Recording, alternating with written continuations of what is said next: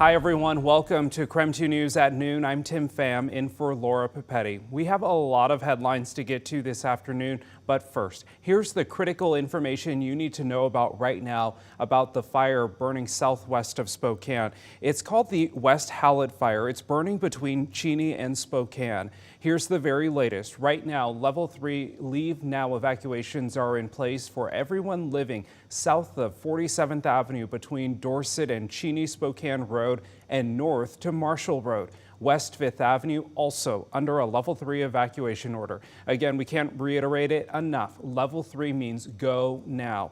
Meanwhile, level 2 evacuations are issued for the area south of Plymouth Road. That's the area shaded in yellow there you see on your screen, which includes people living south of West Hallett Road between South Assembly and Dorset Roads. We continue breaking down the latest on the West Hallett Fire here. KREM 2's Brandon T. Jones was at the Cheney-Spokane Highway giving us updates on the efforts to put out this fire.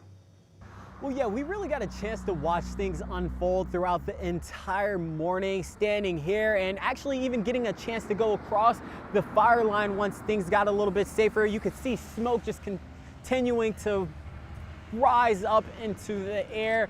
It seems to have slowed down a little bit, but if you go ahead and look at the video on your screens, there was an opportunity to just see that the small hot spots that were just continuing to burn, flames that were just rising, and then the smoke obviously coming with that as well. There was a lot of singed areas, a lot of just grass and debris just completely burnt, and it was just something, that puts things into perspective about just how hard these crews are working and just how much of an effort it takes to contain something like fire that just completely ravages an area, especially with these dry conditions. We also were told by the Department of Natural Resources that yesterday they created a bulldoze line and the winds were so strong that the fires actually jumped that. They got closer to the train tracks and they just continued to burn everything in its way.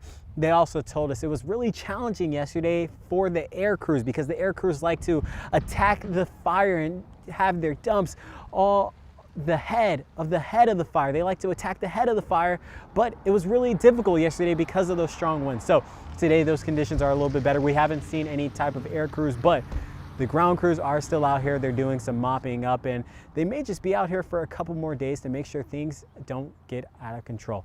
But for now, reporting in Spokane County, Brandon T. Jones, KREM 2 News. Well, the fire quickly prompted level 3 evacuations where it sparked, but instead of evacuating, some people actually went to help fire crews.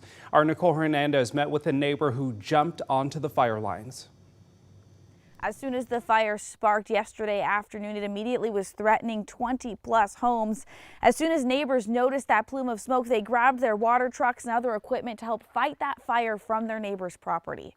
Despite the color, Matt Perkins' red pickup is not a fire truck. But when the West Hallett Road fire sparked, that did not stop Matt. When I came in there in my pickup, I'm actually surprised that they were like, well, this road's closed.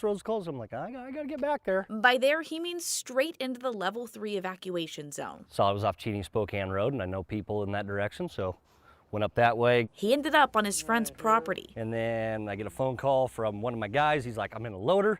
I'm on my way. I'm like, cool, we'll cut fire lines. Called the other guy, was like, fill the water truck. He come down. By the time they got there, the fire was already coming up the hill. 50, 60 feet away from where the structure started. Well, another different day at the office here. Just trying to put out fires. So we just ran fire hose down there and I just started putting out, all the flames that I could. If you can't tell, Matt's pretty humble about his firefighting efforts. I don't want to see anybody lose anything. So, I don't know, it's the right thing to do. And fires happen often out here. Every year something comes through. But this year, Matt was much closer to the action than usual. Well, I got dumped on by one of the planes came across. Well, not one, there was a million of them, but oh yeah, dumped on us. I'm just like, winds down like this as I'm holding the fire hose. Between that air support, the ground crews, and of course Matt and his crew, the fire was not able to burn any houses. In Cheney, Nicole Hernandez, KREM 2 News. All right, the time now is 12:05. We're checking in with meteorologist Thomas Patrick in the Outdoor Weather Center right now. Thomas, it was quite hazy earlier this morning and even into this afternoon. So how's the air quality at this hour? Yeah, surprisingly, Tim, the air quality is listed as good right now. And what little bit of smoke that we did see from the West Hallett Fire and the other fires in the Northwest, not enough to give us a significant hit to air quality. And what also can happen is in the heat of the day, the temperature inversion from the morning tends to break down, get a little bit of instability or mixing in the atmosphere, and it mixes out those wildfire smoke particles. So air quality tends to improve normally in the afternoon, and that's what we're seeing. Now, we do have obviously the Bedrock Fire in Oregon. There's the West Hallett Fire near Spokane and Cheney, and then we have the Eagle Bluff Fire in northern Washington. All three are smoke producers, but not nearly enough to hit our air quality quite poorly. It barely dipped into the moderate category this morning, and since has improved to good. So no worries about air quality from any of the area wildfires for today. Now, the winds are pretty gentle. They're out of the south and west, but remember, fires can create their own wind because of how hot they can burn. So that always is a factor that those firefighters will take into consideration. But aside from that, today is just going to be a very typical summer-like hot day with temperatures in the low 90s. But I do have a bit of relief on the way, not just in terms of temperatures, but perhaps a rain chance as well. Hear more about that in just a couple minutes. Thomas, we'll check back in with you. Today, FEMA has now approved funding to fight the Eagle Bluff Fire. That's burning on the border between Washington and Canada. All level 3 evacuation orders have been reduced to level 2 near the town of Oroville in Okanagan County. Strong winds this weekend pushed the fire across the border to Canada. It's now about 10,000 acres with no containment.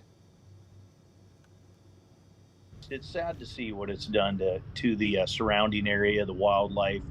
But fortunately, the community and all the first responders from other areas, you know, there was Chelan and Pateris and guys out of Oregon, and everyone pulled together and they did a phenomenal job. The air support was amazing. They really did do a good job. Crews are still trying to figure out how the fire started.